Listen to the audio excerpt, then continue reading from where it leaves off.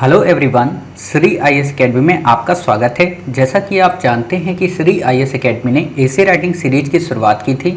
अपने इस पार्ट में हम देखेंगे कि आज हमें किस विषय पर एसे लिखना है। तो वो विषय है अंतरिक्ष क्षेत्र को लेकर।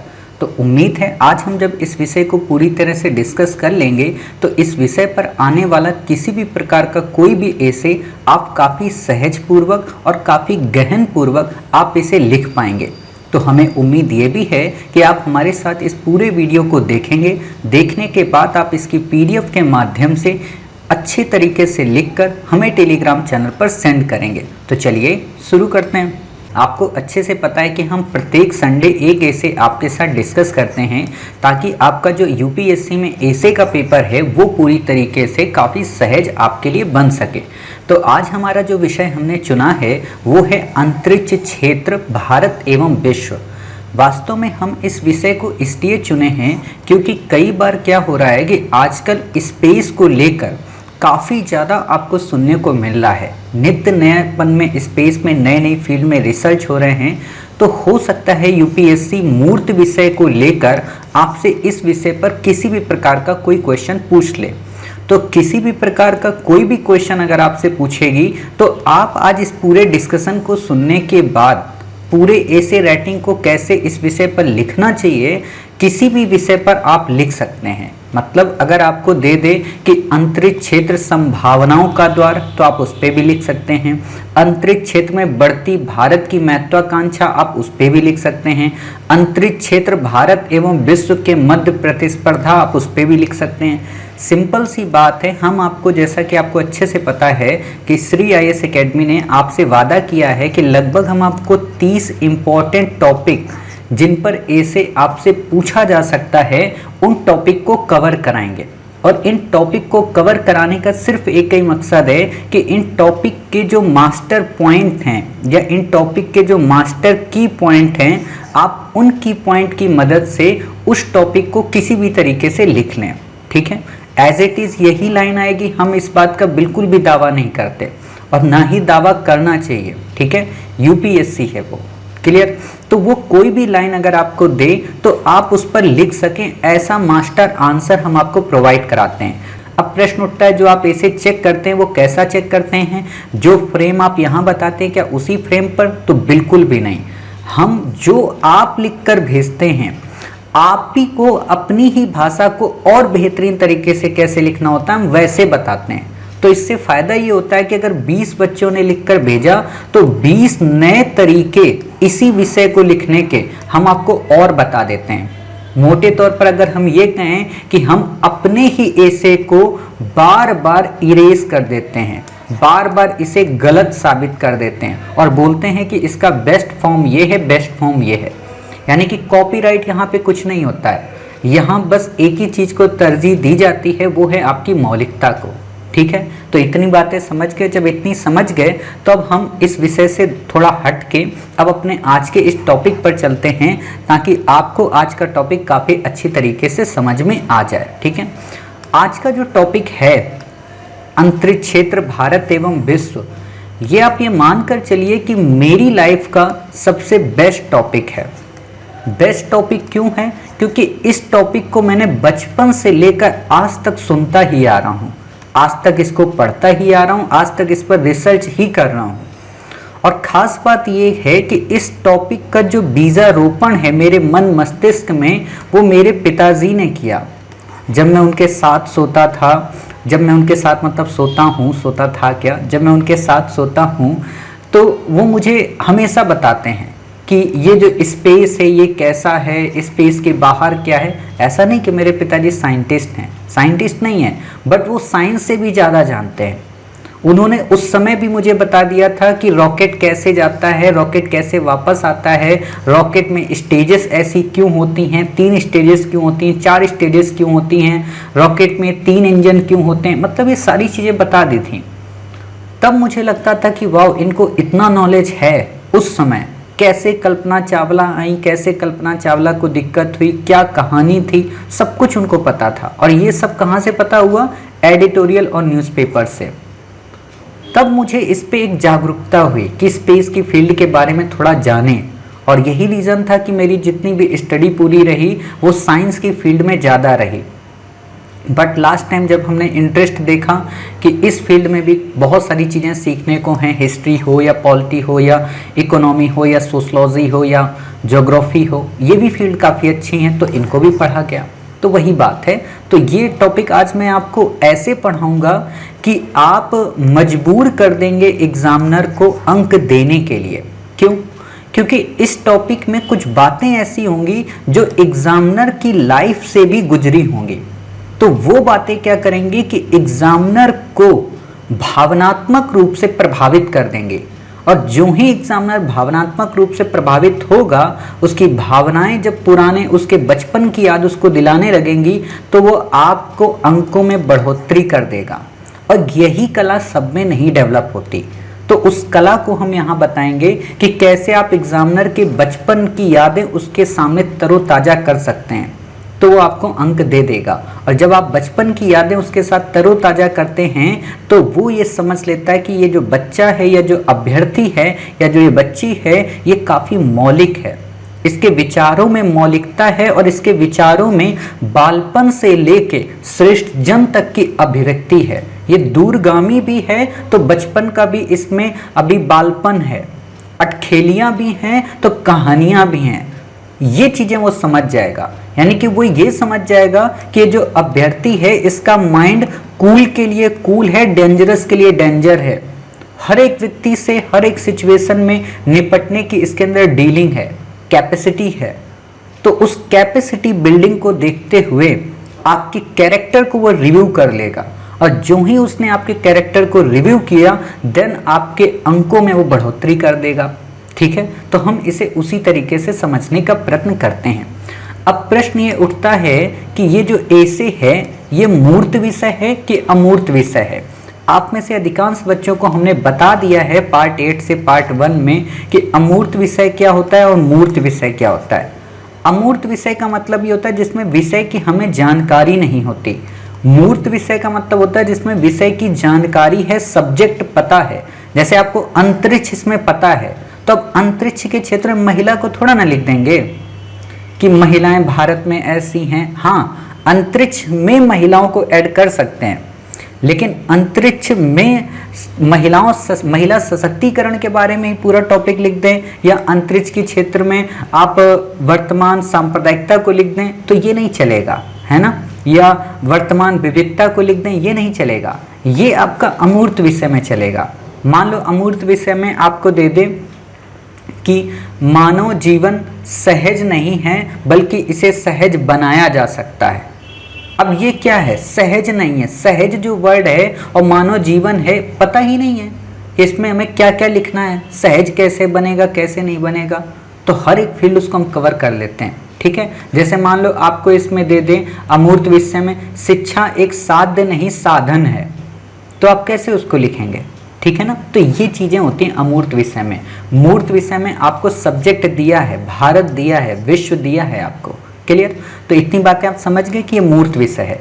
अब हम इसको एक एक करके इसके कलपुर्जे को पहले इनकोड करेंगे, और इनकोड करने के बाद हम ये देखेंगे कि इसमें क्या क्या पॉइंट आ सकते हैं। और जब हम सारे पॉइंट आपको बता देंगे तो फिर उन पॉइंट्स को हम आपको पूरी एक स्टोरी के फॉर्म में भी लास्ट में पूरा बता देंगे। और जब स्टोरी बता देंगे तो आप उस स्टोरी को ध्यान से सुनना, ध्यान से सुनने के बाद आप पीडीएफ देखना, पीडीएफ देखने के बाद आप अपनी कलम को उठाना और कलम को उठा के एसे को राइटिंग करने की कोशिश करना। ठीक है, तो पहले हम इसके पूरा ऑपरेशन करते हैं, इसके एक एक पुर्जे एक एक पार्ट्स को देखते हैं कि कौन कौन से पॉइंट आ सकते हैं। ठीक है, कैसे स्टार्टिंग कर सकते हैं, कैसे एंडिंग कर सकते हैं, क्योंकि यही काम आपको एग्जाम हॉल में करना है। ठीक है, तो इसलिए हम पहले किसी भी विषय में कैसे पॉइंट को निकालते हैं वो बताएंगे, और जब ये बता देंगे फिर उसके बाद हम कहानियां बनाएंगे। तब तो अच्छा होता है ना कहानियां बनाने का, हमारे पास इक्विपमेंट्स तो पता चल जाएं कि कौन कौन से इक्विपमेंट्स लगेंगे इस घर को बिल्ड करने में, फिर उसके बाद हम उसमें डेंटिंग पेंटिंग करेंगे। ठीक है, तो उम्मीद है आप हमारी बातें समझ गए। देखना पूरा वीडियो है, ऐसा नहीं है कि आप यहाँ से वीडियो को स्किप कर दें और लास्ट में देखें, कुछ नहीं समझ में आएगा। ठीक है, चलिए अब हम इसको इनकोड करते हैं पूरी तरीके से। तो जो हमारा विषय है उसे हम पहले लिख लेते हैं, विषय क्या है हमारा? अंतरिक्ष क्षेत्र, भारत एवं विश्व।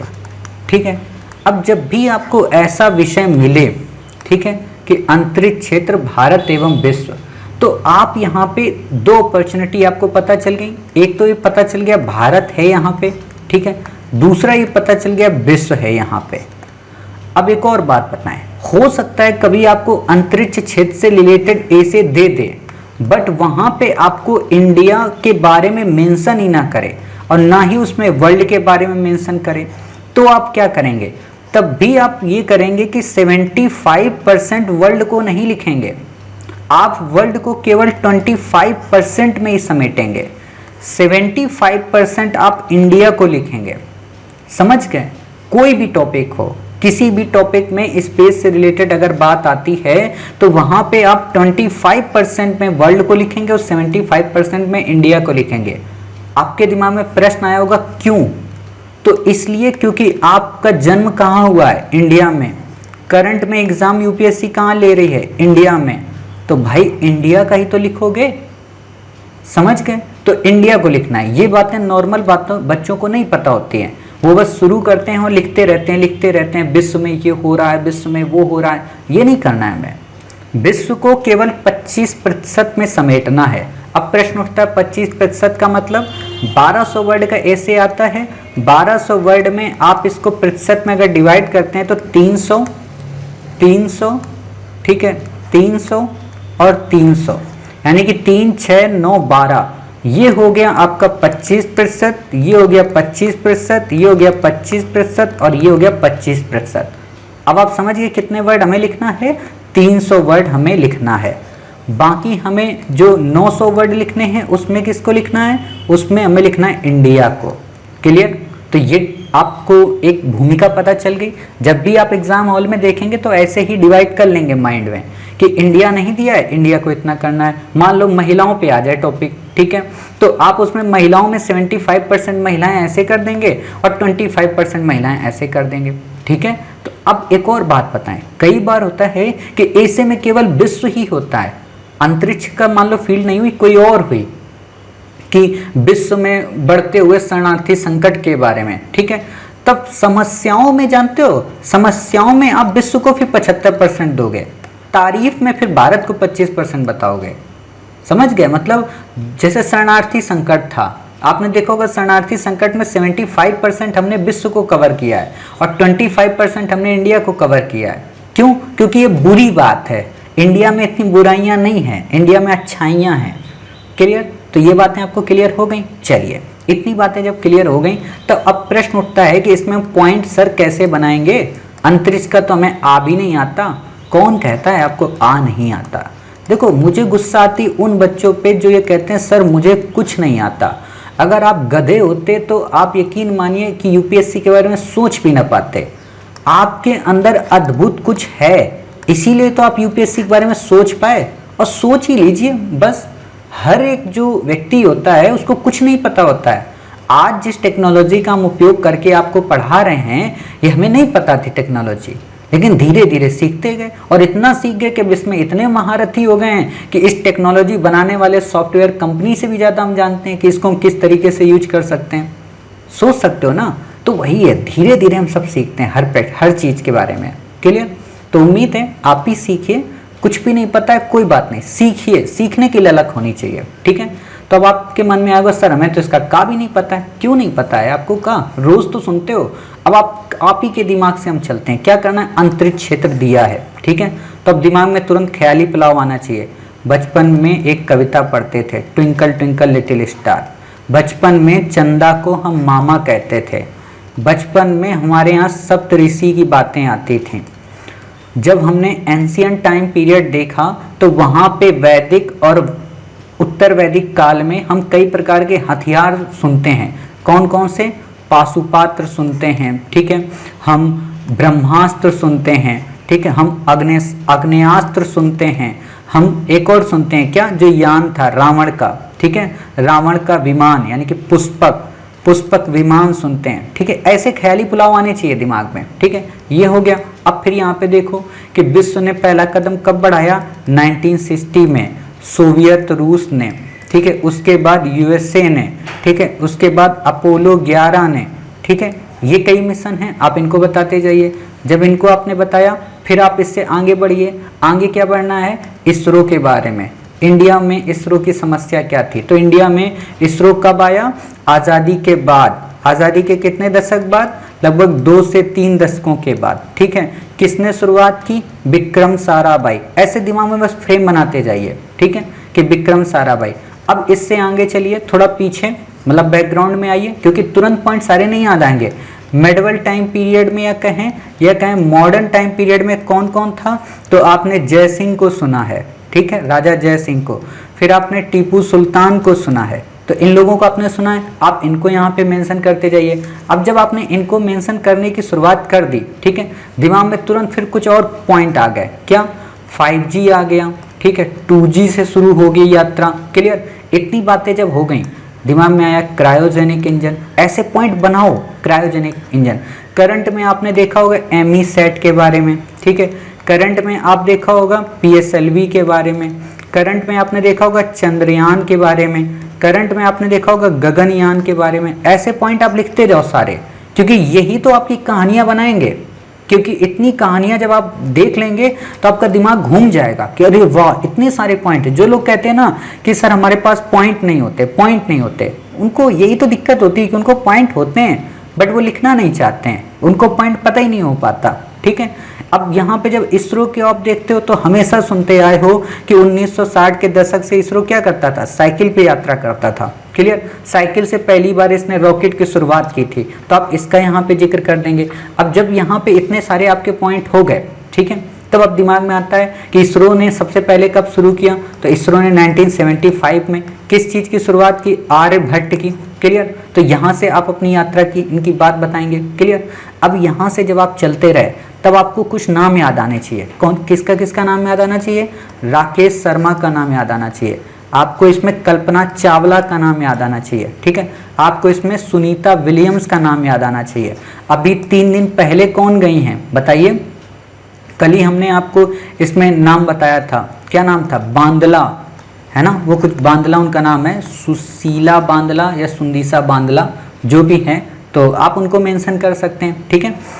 इतना ज़रूरी नहीं होता है कि हम सारे नाम याद रखें, ठीक है, फिर भी बस पता होना चाहिए हाँ उनका नाम बांदला है, क्लियर। इतनी बातें जब आपने बता दी तब फायदा क्या हुआ, तुरंत पता चला टेलीविज़न बनने लगा, इसरो ने रिकॉर्ड तोड़े, ठीक है, 104 उपग्रह बनाए, आदित्य L1 हमने शुरू किया, आदित्य मिशन, हमने चंद्रयान तो बता ही दिया, चंद्रयान 1 चंद्रयान 2, अब हम क्या करने जा रहे हैं, गगनयान। मिशन शक्ति भी हमने बना दिया, क्लियर। मिशन शक्ति के साथ चाइना क्या कर रहा है, एक कृत्रिम सूर्य बना रहा है, कृत्रिम चंद्रमा भी बना रहा है, ठीक है। हम मंगल पर क्या करने जा रहे हैं, बस्तियां बसाने जा रहे हैं, पर्यटन की भी शुरुआत करने वाले हैं, क्लियर। तो ऐसे इतने सारे आपके देखो पॉइंट आ गए, सोच सकते हो, इतने सारे पॉइंट आ गए, इन्हीं को हमें लिखना है बस। अब इन्हीं को हम कहानी के रूप में आपको गढ़ के बता देंगे, पूरी कहानी कैसे आपको गढ़नी है।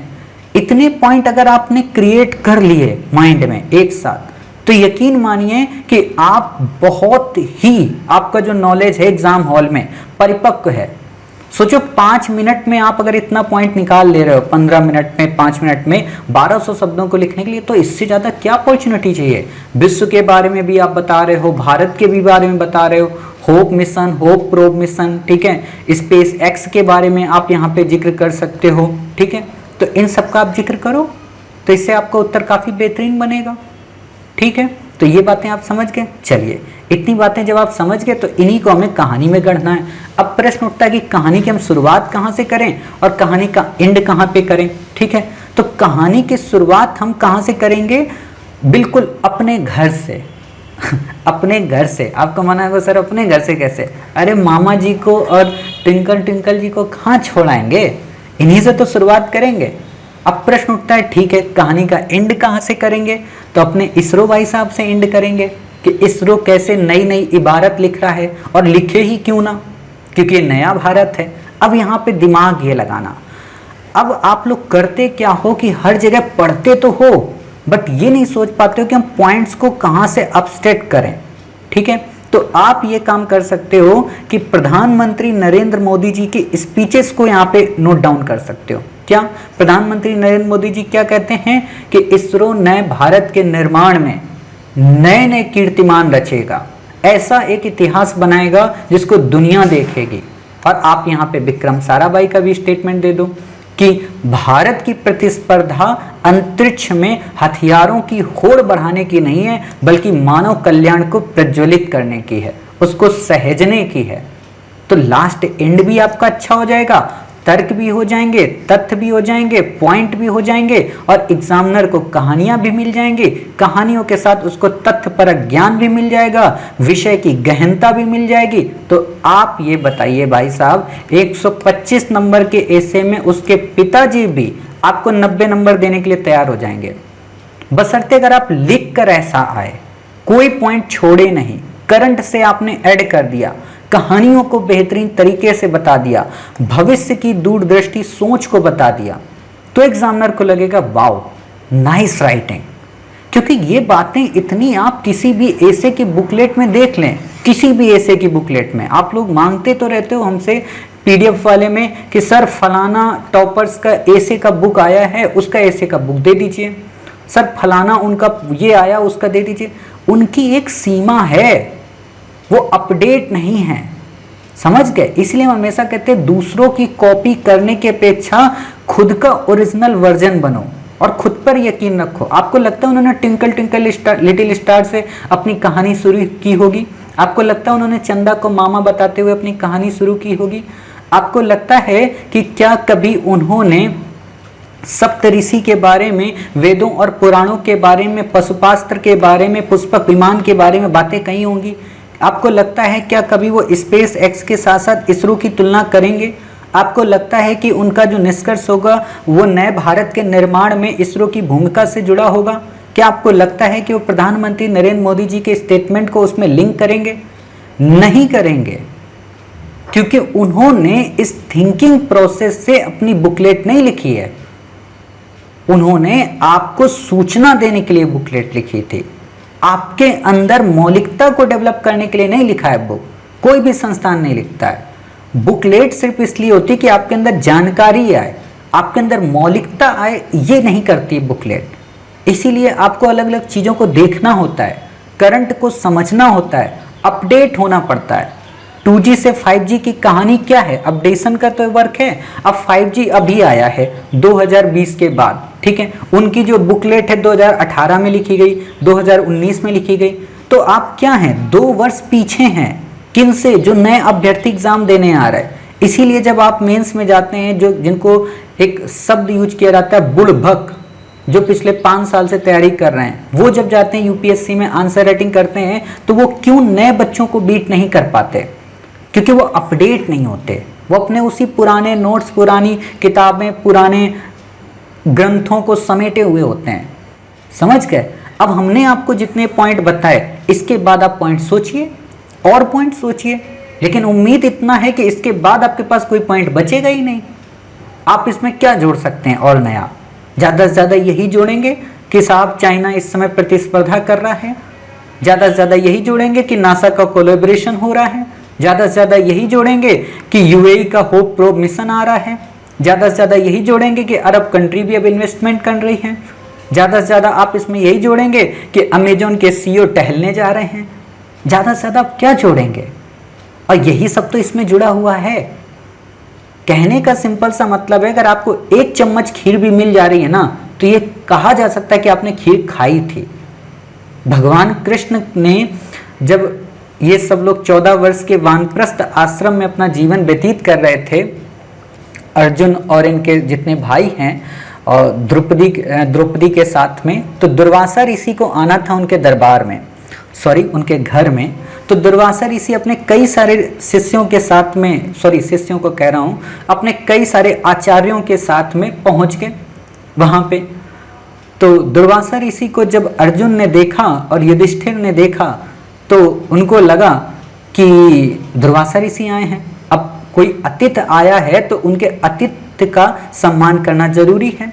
तो आतिथ्य पूरी तरह डिस्टर्ब ना हो, तो इसलिए दुर्वासा ऋषि ने कहा कि मुझे भूख लगी है बहुत तेज और मुझे खाना खाना है। तो अर्जुन को तो पता था कि पांचाली खाना खा चुकी है, मतलब द्रौपदी, और जब पांचाली खाना खा लेती तो खाना बचता नहीं है, ठीक है। तो दुर्वासा ऋषि ने कहा कि ठीक है कोई बात नहीं, हम लोग अर्जुन ने कहा कि ठीक है कोई बात नहीं, देखेंगे कोई व्यवस्था करते हैं। तो दुर्वासा ऋषि से वो कहते हैं कि ऋषवर आप पहले नहा लीजिए, स्नान कर लीजिए, और स्नान करके जो ही आएंगे खाना लगा हुआ मिलेगा आपको। तो उन्होंने कहा ठीक है। दौड़ते भागते अर्जुन और युधिष्ठिर पांचाली के पास पहुंचे। पांचाली से पूछते हैं कि ये बताओ कि भोजन में कुछ है क्या, क्योंकि दुर्वासा ऋषि आए हुए हैं और वो हमारे यहाँ आतिथ्य आज बने हुए हैं। तो पांचाली बोलती कि नहीं कुछ भी नहीं है, बर्तन में तो सब खाली है, हमारे पास खाने के लिए कुछ भी नहीं है। अच्छा, दुर्वासा पूरी हिस्ट्री में एक ऐसा ऋषि है, खुश हो जाएगा तो ऐसा वरदान दे देगा कि जीवन भर आप धन्य हो जाएंगे। कुंती से खुश हो गया तो इसलिए उनको वरदान दे दिया कि जो इच्छा करोगी वही बेटी आपको मिल जाएगा। तो उन्होंने इच्छा किया पुत्र प्राप्ति का, तो नाबालिगपन में ही उनको कर्ण मिल गया सूर्य की आराधना करने पे, ठीक है। तो वही चीज थी दुर्वासा के अंदर। अब दुर्वासा ऋषि से बचना है तो पांचाली ने याद किया अपने परम ईश्वर परम पिता परमेश्वर को, कान्हा को, कि आ जाइए। कान्हा पहुंचते हैं तो उन्होंने कहा पांचाली देखो तुम्हारे मटके में कुछ तो होगा। तो पांचाली ने देखा कि क्या है, तो पता चला एक चावल का दाना था। तो एक चावल का दाना लेकर वो पांचाली परमपिता परमेश्वर कृष्ण से कहती हैं कि एक है, आधा आप खा लो और आधे में सारे जग को खिला दो। तो परमपिता परमेश्वर ने जो ही वो पूरा चावल खाया तो आधा खुद खा लिए, आधा उन सभी दुर्वासा ऋषि को खिला दिए। दुर्वासा ऋषि जो ही डुबकी लगा के ऊपर निकले तो पता चला अरे उनका तो पेट पूरा भरा है। वो बेचारे दबे पांव चुपके से भाग गए कि कहीं अर्जुन देख ना ले और खाने के लिए कहेगा पेट मेरा ऑलरेडी भरा हुआ है, तो चुपके से चले गए। इस कहानी का क्या मतलब है? इस कहानी का यही मतलब है कि हम आपको जो भी चीजें करा रहे हैं, ठीक है, हमने जितनी भी चीजें आपको पढ़ा देंगे ये अपडेट होंगे, अप टू डेट होती हैं, और इनको अगर आप नहीं समझ पाए तो आप कितने भी ग्रंथ और कितनी भी पोथियां पढ़ लें मजा नहीं आएगा। यूपीएससी में ऐसे में अंक इसलिए नहीं मिलते कि एग्जामिनर को दिक्कत है, एग्जामिनर के सामने हम वैसा व्यू प्रेजेंट नहीं करते इसलिए हमको अंक नहीं मिलते। अगर हम बेहतरीन तरीके से वहाँ प्रेजेंट करें, बेहतरीन तरीके से हम उनको उत्तर दें, कहानियों को अच्छे से लिपिबद्ध करें, तो वो आधे में ही उनका पेट भर जाएगा, और पेट भरने के बाद नंबर दे के चुपचाप आपकी कॉपी रख देंगे। समझ गए? तो इसीलिए आप लोग इधर उधर भ्रमित मत हो, जितना हम पढ़ा देते हैं उतना बहुत होता है, बहुत एनफ है। उसके बाद आपको पढ़ने की ज़रूरत नहीं है। आप इसी को देखें, हमारी पीडीएफ देखें, अपडेट कर लें, और फिर आप जब रोज करंट में कोई ना कोई घटना देखा करें तो उसको इसमें ऐड करते जाया करें, तो आपका ये जो ऐसे है और ज़्यादा अपडेट वर्जन का बन जाएगा।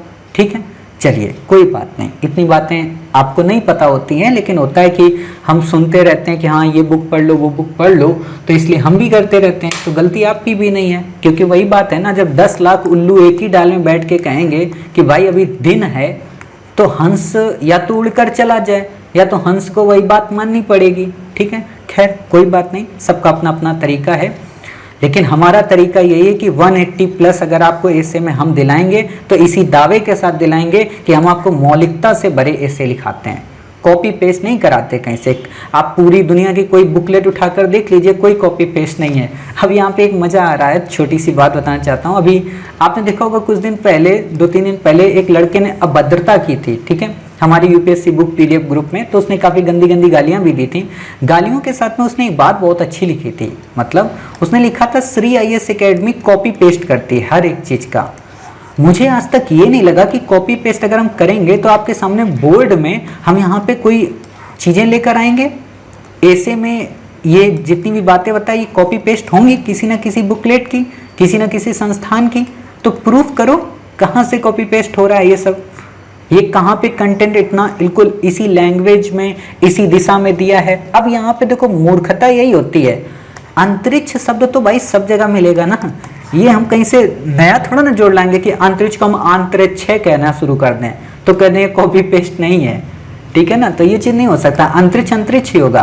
और वैसे भी जो संस्थान ने कॉपी लिखी, जो बुकलेट लिखी, वो माँ के गर्भ से सीख कर नहीं आए थे, उन्होंने भी दुनिया में देखा है सब कुछ। और जिन संस्थानों की आप बात कर रहे हैं जो कॉपी पेस्ट नहीं करते हैं, हमें उनको भी पता है कि कौन सी बुकलेट से कौन सी लाइन किस जगह से कहाँ से उन्होंने कॉपी पेस्ट की है। कॉपी पेस्ट ये दुनिया है भाई, हर एक व्यक्ति कॉपी पेस्ट करता है। आप भी सब जब सुबह उठते हो तो किसी न किसी हीरो या किसी न किसी हीरोइन की तरह बनना चाहते हो, कॉपी पेस्ट ही तो करते हो। तो कॉपी पेस्ट ये दुनिया है, लेकिन इंपॉर्टेंट होता है कि इस कॉपी पेस्ट में आपकी मौलिकता कितनी है। कॉपी पेस्ट सबका होता है, वही राज्य में छोले सभी बनाते हैं, बस मसालों का अंतर हो जाता है। ठीक है, ऐसा नहीं कि छोला आप अपने घर के गार्डन में उगाते होंगे, उग ही नहीं सकता। ठीक है, तो इन चीज़ों से भी दूर रहना चाहिए। खैर, हमने आपको पॉइंट बताए थे, आपके मन में अब जिज्ञासा जग रही होगी कि सर उस पॉइंट को कहानी के रूप में बता दो जल्दी से, ताकि हम भी अब खाना ना खा लें, बहुत तेज भूख लगी है, और खाना खाने के बाद फिर हम आपके इस ऐसे को लिखकर भेज दें। वैसे भी आज संडे है, कपड़े भी बहुत धोने हैं, मतलब आप लोगों को धोने होंगे। ठीक है, तो ठीक है, हम बिना देरी के अब आपको ये पूरी की पूरी कहानी सुनाते हैं। आंख बंद करके बिल्कुल ध्यानपूर्वक इस कहानी को सुनना, क्योंकि इस कहानी में मैं कुछ लिखने वाला नहीं हूँ, पॉइंट मैंने ऑलरेडी आपको क्रिएट करके बता दिए हैं। ठीक है, और जब आप कहानी सुन लेंगे तो यकीन मानिए आपको समझ में आ जाएगा कि हाँ, हमें अपना ऐसे किस तरीके से लिखना चाहिए होता है, और कैसे हम भाषाओं को बेहतरीन से और बेहतरीन तरीके से बनाने की कोशिश कर सकते हैं। ठीक है, तो उम्मीद है आपको ये बातें समझ में आएंगी। तो बिना देरी के हम आपको अपनी कहानी सुनाते हैं और ये समझने का प्रयत्न करते हैं कि हाँ, किस तरीके से ऐसे राइटिंग में भाषा शैली को लिपिबद्ध करने की आवश्यकता होती है। ठीक है, तो इतनी बातें आप समझ गए। ये जो हमारी कहानी होगी, इस कहानी में हमने 6 पार्ट रखे हैं। ठीक है, मतलब हम बेसिक बताएंगे अंतरिक्ष क्षेत्र के बारे में शुरू में, फिर विश्व की भ्रमण की यात्रा को जिक्र करेंगे, फिर भारत के कदमों को बताएंगे, सार्थकता को बताएंगे, भविष्य और चुनौतियों को बताएंगे, और समाधान को बताएंगे। ठीक है, ऐसे करते हुए हमारा निष्कर्ष आ जाएगा। ठीक है, तो इतनी बातें आप समझ गए। चलिए इस कहानी की हम शुरुआत करते हैं। कहानी की शुरुआत हम कुछ इस तरीके से करते हैं कि मानव संस्कृत ने जब सभ्यता की ओर अपने कदम रखे, तो अतीत से ही वो अंतरिक्ष की उन अनसुलझी गुत्थियों को सुलझाने के लिए हमेशा अग्रगामी बने रहे। बात चाहे दादी नानी की कहानी की हो, बात चाहे चंदा को मामा बनाने की बात हो, बात चाहे ट्विंकल ट्विंकल लिटिल स्टार की कविता के माध्यम से तारों को खुश करने की बात हो, बात हमारे धर्म ग्रंथों की हो या पुराणों की हो, बात हमारे अंतरिक्ष के रिश्तों की हो या नातों की हो, हमने हरदम अंतरिक्ष से अपना कोई ना कोई संबंध निकाल ही लिया है। हमने कभी आकाश गंगा को सप्तऋषि का नाम दिया, तो कभी हमने तारों को देखकर उसकी गहनता का अनुमान लगाया, कभी हमने उन्हें अपने पुराणों से जोड़ा, तो कभी हमने उन्हें भविष्य की गाथाओं से ग्रंथित करने का प्रयत्न किया। लेकिन ये बातें केवल बातें नहीं थी, ये कल्पनाएं केवल कल्पनाएं नहीं थी, इनको यथार्थ रूप भी दिया जाना था। और इस यथार्थ रूप देने की शुरुआत हमारे देश में ही नहीं बल्कि पूरे विश्व में 1961 के उस दौर से हुई, जब सोवियत रूस ने पहली बार अंतरिक्ष में अपने कदम रखे। पहली बार उसने मानव सहित यान भेजा, लेकिन उसके जो ही कुछ ही पलों के बाद हमारे यहाँ का अपोलो यानी कि नासा, अब यहाँ हमारा का मतलब हमारी पृथ्वी होती है, ठीक है, हमारे अंतरिक्षयान नासा ने अपोलो 11 के माध्यम से नील आर्मस्ट्रांग को चंद्रमा की धरती पर उतार कर ये साबित कर दिया कि वास्तव में अब अंतरिक्ष की जो गुत्थियां हैं वो अनसुलझी नहीं रहेंगी। अब हम उनको सुलझाने के लिए दर दर कदम नए कदम बढ़ाते रहेंगे, और इन कदमों की रफ्तार ऐसी होगी किसी को शायद नहीं पता था। इन कदमों की रफ्तार शायद ऐसी होगी कि आज अंतरिक्ष क्षेत्र पर्यटन का क्षेत्र बन जाएगा। शायद किसी को नहीं पता था कि अंतरिक्ष में न केवल हम अपनी पृथ्वी का अवलोकन कर पाएंगे, बल्कि पृथ्वी के ही साथ संबद्ध अन्य ग्रहों में भी अपनी बस्तियां बसाने की ओर कदम बढ़ा पाएंगे। आज विश्व के कई सारे अंतरिक्षयान और कई सारे खगोल विज्ञान के माध्यम से टेलीस्कोप के जरिए हम न केवल अपनी आकाश गंगा को तलाशने का प्रयत्न करते हैं, बल्कि सुदूर अंतरिक्ष में व्याप्त उन छोटे छोटे ग्रहों और पिंडों का भी अध्ययन करने का प्रयत्न करते हैं। आज हम 2G से लेकर 5G तक की तकनीकी की यात्रा की ओर आगे बढ़ आए हैं। आज हम सफलता के नए नए आयामों को गढ़ रहे हैं।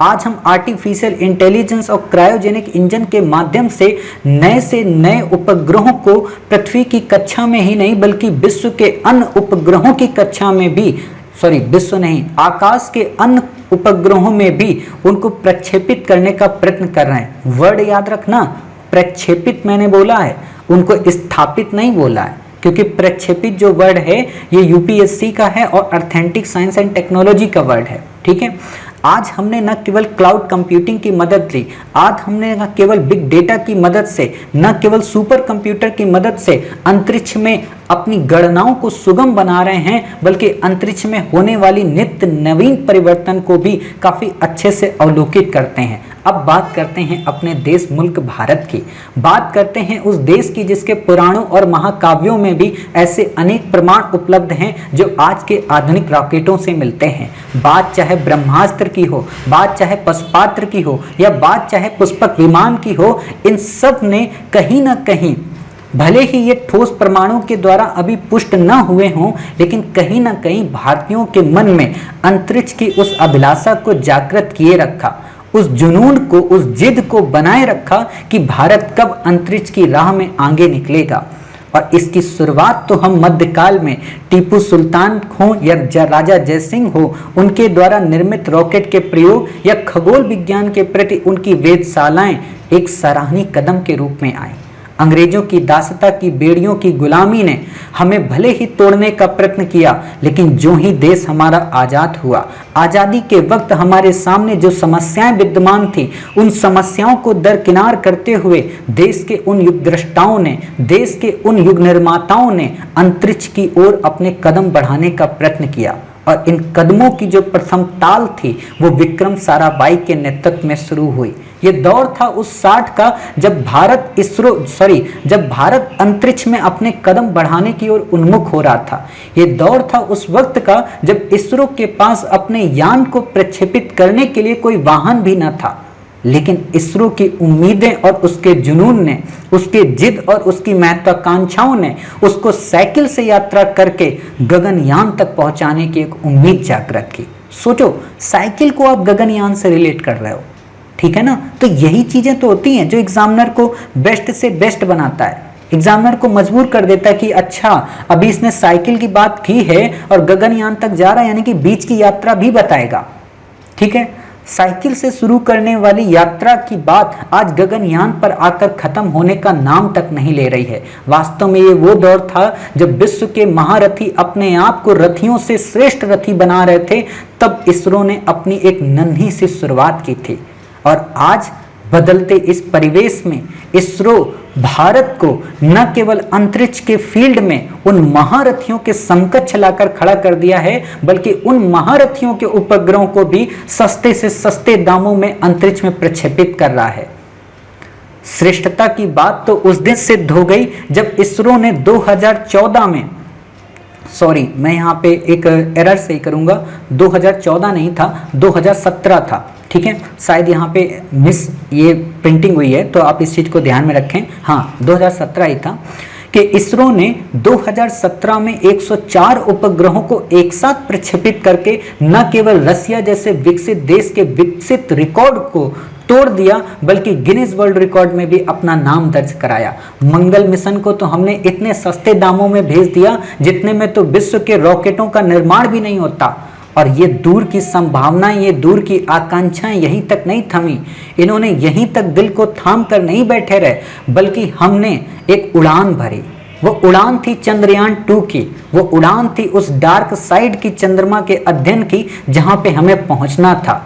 ये दुर्भाग्य कहें या प्रकृति का खुशनसीबी कहें कि चंद्रमा के उस डार्क साइड को हम नहीं पहुंच पाए, लेकिन उस असफलता ने इसरो को तोड़ा नहीं, उस विफलता ने इसरो को तोड़ा नहीं। इसरो के प्रमुख के शिवन ने हिम्मत नहीं हारी और उन आंसुओं की डोर को थाम कर उन्होंने एक नया कीर्तिमान रचने का संकल्प लिया। उसी वक्त उन्होंने घोषित किया कि इसरो बहुत ही जल्द चंद्रयान 3 की ओर कदम बढ़ाएगा।